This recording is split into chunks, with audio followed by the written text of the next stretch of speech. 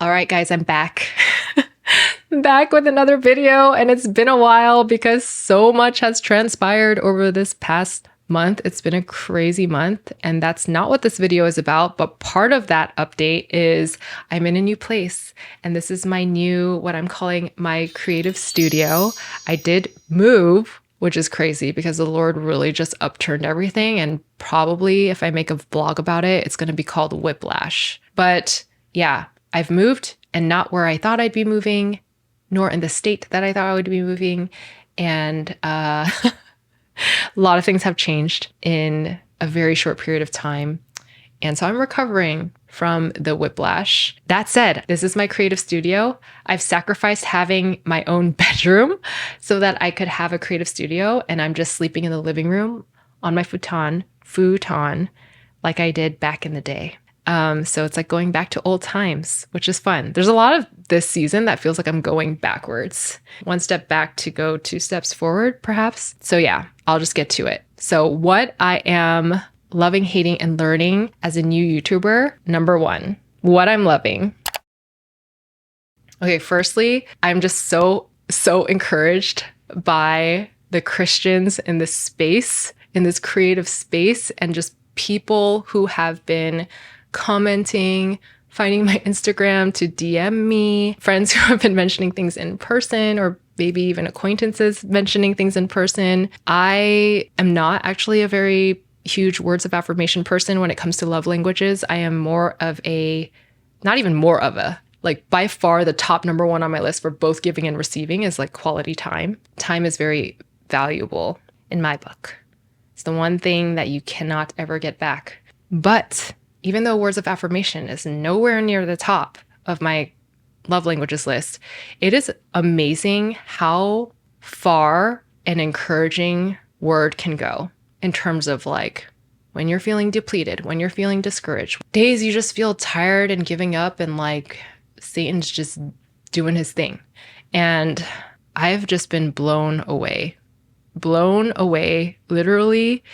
The DMs, the most heartfelt messages I would ever expect to receive from people that I haven't met in person, and people going out of their way to like type all of that out. It just, yeah, it's just amazing how much that encourages me and helps in times of when you're down. To the extent where I preemptively know that I'll have lots of seasons of discouragement. So every time I get sent one of those, I screenshot it. I'm just warning you, okay?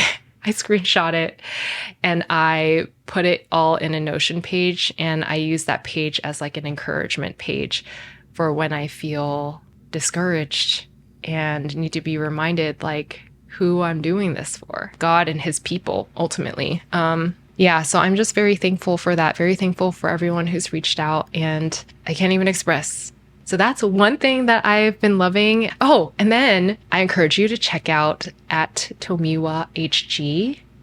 She is another Christian sister that has started a new channel, and I've been liking her channel. She calls it like Silentish Vlogs, and she also recently gave me a shout out on her new channel. And what I loved is the wording that she used. She wrote a Christian creator, teacher, encourager. And I loved that phrase, a Christian encourager. I had never heard that before, like used for someone who's doing content creation. Influencer now has a bad rap. And even though that's personally what I'm hoping to do, I hope to influence people towards good and towards kingdom things and to see daily mundane life like in a biblical worldview. I hope to influence in that way, but then just that term is just kind of icky to me now.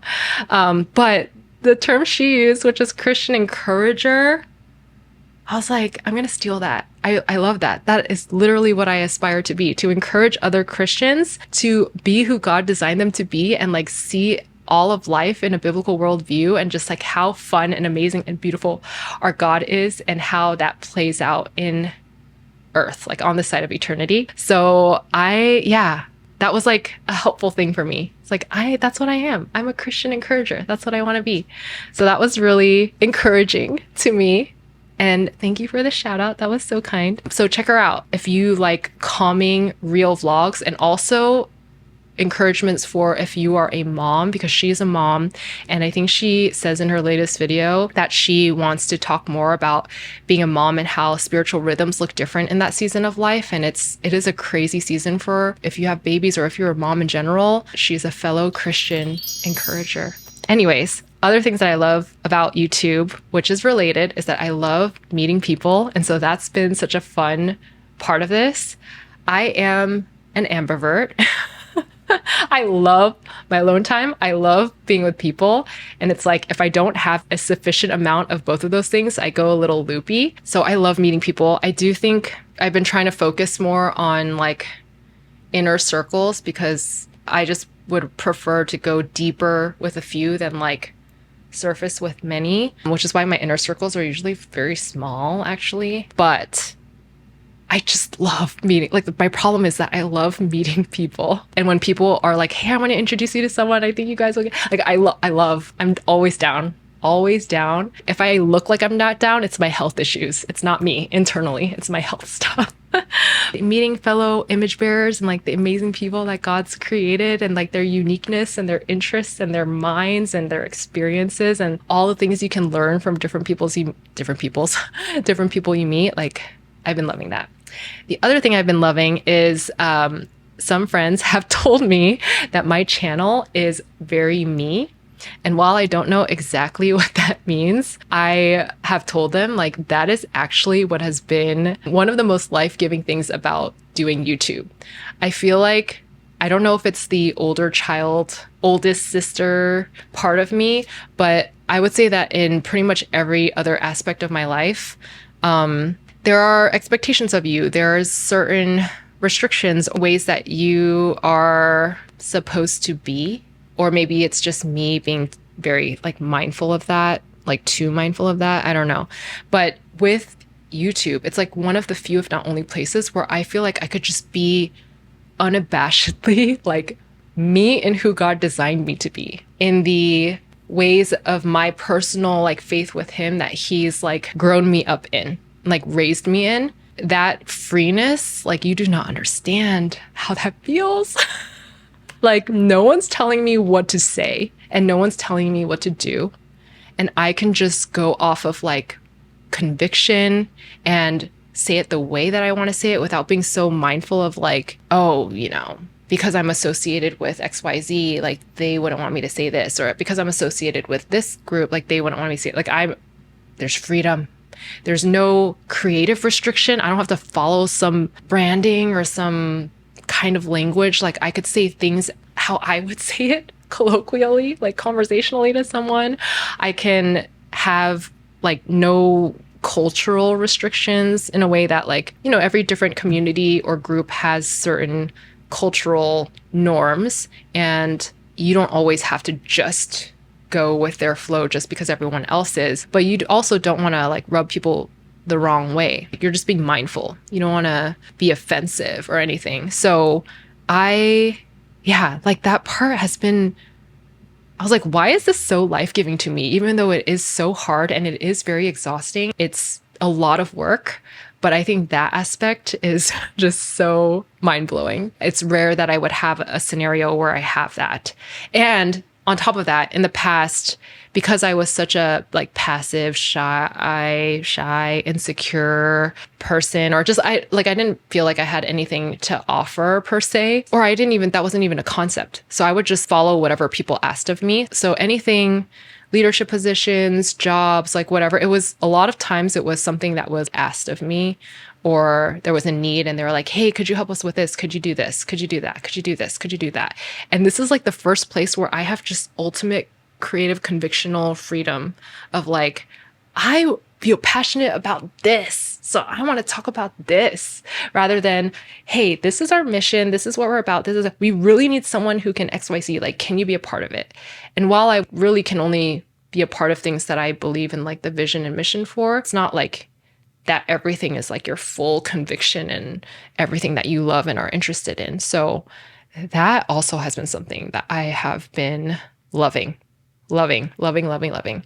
Other random things I've been loving is just being able to go deeper with using my equipment and getting to know my equipment better because I've invested in various things, but because I wasn't using them like as often because it wasn't my main thing. It was more like really, really off to the side thing, barely a hobby that I could actively practice because of how busy things were. I just get to dabble in stuff using my cameras and using my equipment. But now I really get to know the ins and outs of my equipment because I'm just using it more often. And one thing that I've been loving more than I expected to is my DJI Osmo Pocket 3. I know a lot of people talk about this camera, but I will say, like, I actually had the DJI Osmo Pocket 1, and I was just so fascinated by it because of the built-in gimbal. But the 1 had so many issues, in my opinion, and it made the user experience not the best. And so if I were to review it, it was pretty low and it wasn't good for the usage, like the way I wanted to use cameras at the time. So I kind of like dismissed DJI after that. But when the 3 came out, I noticed that they fixed a lot of the things I had issues with the 1. And so as I've been able to use it more this time around, especially in my trip, I went on a trip recently to visit my brother who also moved. And I was like, only going to bring one camera. So I decided to bring the DJI. And I'm starting to really love the camera and really love their design and the UX things that they thought through, like how much quicker it connects to your phone. Like, yeah, they just improved a lot of things. So I've been loving playing with the things now and experimenting with my equipment. And then the other thing that I did want to shout out is, it's so dumb, but it's a phone tripod that given I have tried so many kinds of tripods over the years. So many. I have problems with almost every single one of them because I'm very picky with products in general. And tripods is one of those things where like it's always a little clunky. And given this tripod is not perfect, but for the purpose which I needed it for, which was quick recordings, kind of off the cuff, spur of the moment inspiration, and I'm using my phone with MagSafe, I purposely like don't keep things back here when I'm in creative mode so that I can like quickly just MagSafe it onto it. But yes, this tripod, what makes it a game changer is the fact that when you drop it, it pops open the legs, or you just like tap it, it pops open the legs. So you don't even have to bend down and like pull out all the legs or like push the legs down. And I had tripods where I would do that. And it does kind of ruin the momentum when you're just quickly trying to record something and like post or like record something and edit. That's been game changing. And I have found myself reaching for it a lot. And the design choices were excellent. Like even it stands on its own because of the MagSafe goes flat and you could like put that flat on the floor. Yeah, just excellent design choices. I do have, of course, like small critiques about things, but overall have been really appreciating that. Another thing I've been loving is the feeling of being even more fearless. I said in another video that like YouTube and doing this and putting myself out there was the one thing that I feel like I just feared most. And for some reason, like just gave me a lot of anxiety before I actually started. And now that I've like ripped that Band-Aid off, like it's just like, psh, and just put myself out there. I don't know. For some reason, as soon as I started, it was less of a fear thing. I mean, I guess because it's just I'm facing it now. I'm just in it. And when you face your biggest fears or you just experience it or go through it, everything else seems minuscule in comparison. So you just feel like I can do any. If I could do this, I could do anything. If I could put myself out there and embarrass myself out on cyberspace, like I can do anything. I felt that way when I was in Peace Corps too. I was like, if I can like set up my bank and like do all these things in a whole nother language that I don't even know fluently, go through life doing this for 3 years, I can do anything. What can I not do in America where I know English fluently? You know, like it's like that mindset. And guys, you got to do hard things. You got to do things you're afraid of because not only is it like a leap of faith kind of thing, but it's also good for your brain, neuroplasticity, all that stuff. Like when you don't do the hard thing, you don't do the thing that you're afraid of, you just become mentally stagnant. Your brain, it's like harder to do the hard thing or the thing you're afraid of or whatever. And the more you exercise that, the easier it is to do. And that's coming from someone who used to be like a scaredy cat, which I explain in one of my past videos. if you haven't watched it already. Other than that, another thing that I've been loving is that the process of creating gives you like mental clarity. That's been a big goal of mine in 2026. So the mental clarity that I can get by creating, and just the nature of creating, it takes energy, it takes brain power. You're doing that more than you consume naturally. So that's just one aspect. You just have less time to consume. Creating also activate, like it's just a lot on your brain, actually. So you're exercising that. You're like actively thinking, like you're actively connecting things up here. And we need that. Section 2, the struggles. I'm like sweating in here. Section 2, struggles. One struggle is feeling stuck, which happens a lot because of the overthinking, and just, it's not even from having too few ideas. I'm in the stage where there's just too many ideas, and it just makes me overthink, and I'm like trying to like, does this fit into the strategy? And then it just causes paralysis. And strategizing, thinking these things are good, but not when it leads to inaction, which is the problem, because you're just stuck in your thoughts. And so one thing that I've been struggling with, for example, like right now, is strategically, I would ideally want to be the type of channel that has more of this like quality, helpful, educational kind of content mixed in with a little bit of like personal vlog stuff. But just the nature of my life right now, it just feels like I can't do that. And the quality, helpful, educational content, I would want more of that, because in my head, that's the kind of content that like adds value. Whereas vlogs in my head feels like is not helpful. It's not really useful. It's kind of just fun for me. But the reality for me is like, maybe that is actually more aligned with my strategy, because for me, everything about me is like daily living, like daily intentional living with a biblical worldview. That is just doing life. And in general, like that is my philosophy when it comes to discipleship. It's like doing everyday life together. Jackie Hill Perry talks about this. Her most formative discipleship was with, or I don't know if most formative is that, maybe that's too strong, but she talks about a formative discipleship relationship she had where she's just with this mentor, but it's not like they're having these like sessions. Her mentor's like doing the laundry and the kids and feeding the kids and stuff. And Jackie is just walking alongside her, seeing her do all these things and talking and interacting and seeing her do life as a faithful woman of God. That's kind of more my style.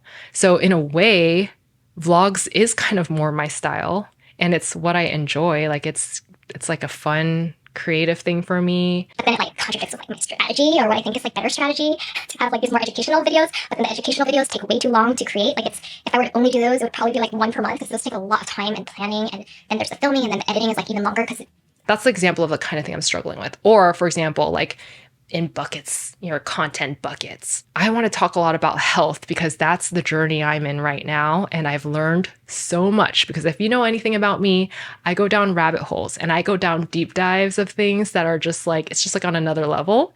And for me, in dealing with and seeing improvements in my health, it's like, I want to share this with people who are going through chronic illness, because maybe it could help someone else who was feeling as lost as I was.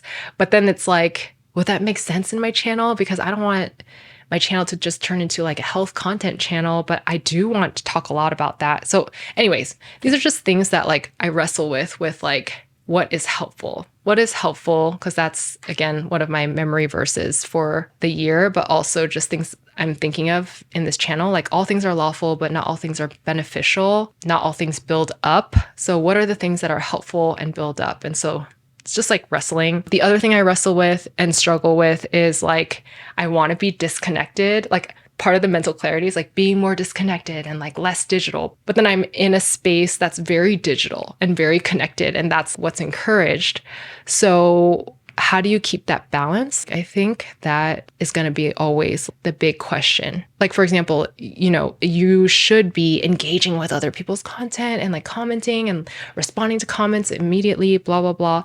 But I don't do that. And I am very bad with that, especially in terms of immediate responses to anything. And part of me is trying to keep boundaries of like being online or on my devices. And at the same time, it can't just like leave people hanging for weeks. Yeah. So there's things like that I struggle with. So like, if I only respond to people when I upload a video, that's kind of been my rule for myself. Like, okay, I won't just constantly be on, but I'll respond when I upload a new video. But then a month passes and I like didn't talk or I didn't respond to comments and I do want to. So things like that it's like a bit of a struggle. Before I go into the next section, I'm going to change locations because I feel like it's just going to fade out until it's black in here because it's becoming later at night. We'll be back. Part 3, observations and takeaways. Oh my gosh. Guys, I'm sweating. Oof, sweating. Okay, so while it's not good to overthink like I do, and sometimes you just gotta jump and do it, I do think what was helpful in my long period before I started YouTube is that I did so much research that I was prepared for things that usually people get kind of like shocked by or stuck by. So I think that was actually helpful. Like I'm not phased by the ups and the downs of the numbers or like what they call vanity metrics, like things that don't actually really matter, but that people care about falsely, or like because if they don't understand YouTube or understand what's important, they're just going to focus on these metrics or things that actually don't really mean much. So I think that's been really nice. It's like, okay, I thought I would care so much about like, oh, you know, what if this video gets no views, or what if I don't know. I don't even know. Like, oh, what if I get all these hate comments? Or what if people are just kind of mean? Or what if people cancel you, or they like start unfollowing or unsubscribing because of like they're offended by what you say or because they don't agree, blah, blah, blah. I don't know.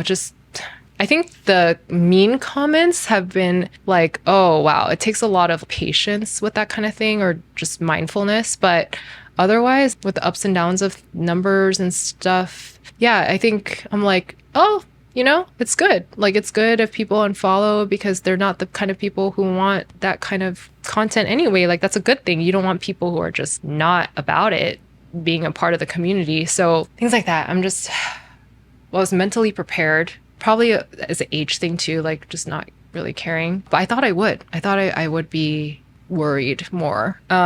Related to that, I did make a video about how success is different for a Christian. And then, you know, the gist of it is like God is in charge of the fruit and we're responsible for the inputs. We're not responsible for the outputs.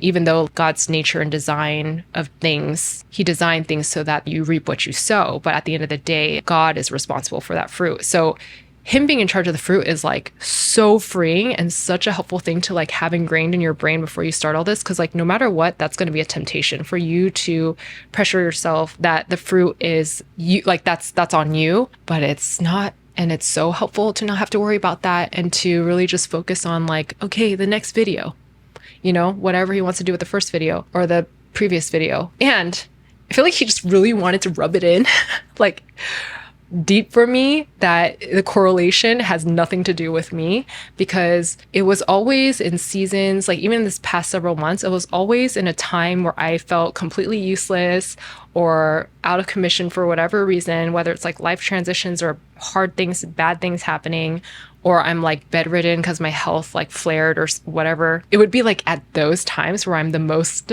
debilitated, feeling useless or not active in my content, that like something would kind of catch on the algorithm more. The numbers are like going up while I'm just like in bed. There was literally one time where I'm just like lying down, feeling debilitated and tired. And that was when like something caught on. He's just showing me, girl, it has nothing to do with you. I mean, he's just working his thing and he's creating the fruit where he wants and literally creating fruit out of nothing. The things I have to offer is like, you know, like just nothing great. Multiplying with the bread and the fish. But yeah, related, he is truly the God of the algorithm, which is also such a cool thing to see, because I've seen that in my own life. God will use a Christian YouTuber or someone, whoever, to have something show up on my feed that I just really needed to hear. It's actually been like ways that he's helped me in times where I'm like praying to him about some big decision or something, that he's used things in my feed to really convict me or like show alignment in the many things that I'm reading when I read scripture or like pray with him and stuff. He's truly God of the algorithm. And it's like, you see that when there's a random video and I can't control whose feed it shows up on. And then someone will say like, you don't understand how much I needed to hear this or something like that. And it's like, I don't understand. Like I don't have any control over that, but God does, and he can use my flawed words for his thing. And you just see evidence of that like in a different way with content creation, which is like very, very cool. The other observation is they do say this, if you start going into this sphere and you start like learning about it, common thing that is said is like, you don't want virality, especially not in the beginning. Like virality is not really always a good thing. Maybe like later it is to get more traction or on people's radars. But especially in the beginning, it's not your friend, often because you are attracting maybe the wrong kind of people who are not really going to engage with the rest of your content because they may have come for just that one thing that may have been like an outlier and not so much what you're actually about. Or you get caught in this trap. Like a lot of content creators will get caught in the trap of follow the virality. So then they just start making a bunch of content on that one thing that went viral. And that's not even the content they were passionate about to begin with. And then they burn out. And then for me, like on the side of the viewer, sometimes I get kind of bored if one content creator is just constantly making videos about the same thing that went viral. It's like, okay, is that all you have to talk about? Like, just like how this changed my life, or like, I don't know. I'm just giving examples. The other thing is they might not know what they're signing up for. If you're too early on, you don't have a library of content yet. So they like subscribe thinking, oh, you're going to make a bunch of these kind of videos, when in reality, you're not, or you're still experimenting, as opposed to later on, you have like a whole library of content where they can kind of see, is this something I really want to sign up for? Just another reason to not chase numbers, because it's even unhelpful sometimes at that stage. And then the other thing that's so interesting as a takeaway is that like everyone is so different. The diversity in God's body is so diverse, for lack of better words. Like everyone likes different things. And it's just so interesting to see that. Someone will tell me like, oh, I really liked this kind of video. And then someone will say about another completely different style of video, like, I really liked this style video. And I think that also goes to show you can't even just chase what people want necessarily, because you'll just be like, going in all sorts of directions because people just like different things. One person may like the 1 hour talk, and then another person's like, I will just not watch that. It's just too long. Or another person is like, I really like the vlogs, like do more of those. And another person's like, I really like your more like helpful content, your more educational content. Yeah. So you can't just follow what people say. And I think that's where your conviction and you working that out with God is important. Like, what is he calling you to do? And then just being mindful and noting what people are saying too. Cause it's like, if a lot of people are saying they don't know much about this in the Bible, like maybe that's worth making a video about. But yeah. Try to have a balanced mindset of people's opinions and such, but also the beauty of if you create different kinds of things, different kinds of people may like it. I think in the creative space, it's almost like views have different value depending on how big that video became. So for example, like the video with 100,000 views, those viewers are more valuable than the viewers of a video that only got like 50 views. And I think that's actually like very wrong in certain ways. For example, if I have a video that has only 5 views, but those 5 people found it so helpful to them, I think that's just as valuable as a video that has like way more hundreds or tens of thousands of views that people liked and they were like, oh, that was interesting, you know? So I think seeing not numbers, but image bearers, and there is content strategy or strategists that talk about that, like seeing things as people, seeing the algorithm not as an algorithm, but like as people. And I think that is where it changes a bit for the Christian too, because these are image bearers, or maybe even non-Christians, maybe. But they're image bearers who are each like a person. If you assume like each view is a person, let's just make that assumption, or each like is a person, right? That is one person, whether that video got 10 likes or like 100 or like thousands, millions, like it's still one person. And I think that's important to remember, which again, like makes it a little bit different when measuring the metrics, so to speak. The other takeaway or observation is that Christians are truly everywhere. Like they're everywhere. And I forget how big God's body is. Like, it's a big, big body. We are big. It's a big, big body. There's like moments in time where it hits me more. I think one time was like I went to a Christian concert that was huge. Things like that is where it like hits me. But then the internet is also another place where it's been hitting me. Wow, there are a lot of Christians. It's not just like thousands. I always knew conceptually, but just seeing it in reality is crazy. The last thing I wanted to mention is that this experience has been giving me like new/renewed dreams. I tend to be a realist, which looks more like a cynic, actually. And I tend to be the kind of person who wants to keep expectations low, under promise and over deliver. Like, expect the worst, expect the lowest, so that if anything is just like status quo or just like average, it's like, wow, you know? And I'm afraid to dream big, or I'm afraid to aspire too greatly. It's like, I'd rather just say, oh, this thing is like a little hobby. So it's actually a big thing for me to say, oh, I'm committing to this creative stuff because there's more at stake there for me. So I would rather just be like, oh, this is like a little side hobby that I'm doing. But I think this experience has made me realize God is a God of like greatness and abundance. And that doesn't mean you're going to have this like big or great thing on earth, but he is that. So like, for you to want to be a part of it is a good thing. I've been learning more about like godly ambition and what that looks like and how that is played out. It's good for us to like want to dream big in being part of God's vision, and not dreaming big in building our own kingdoms and building our palaces so big like Solomon's was. Solomon spending like 13 years on his own, whereas the temple got 7.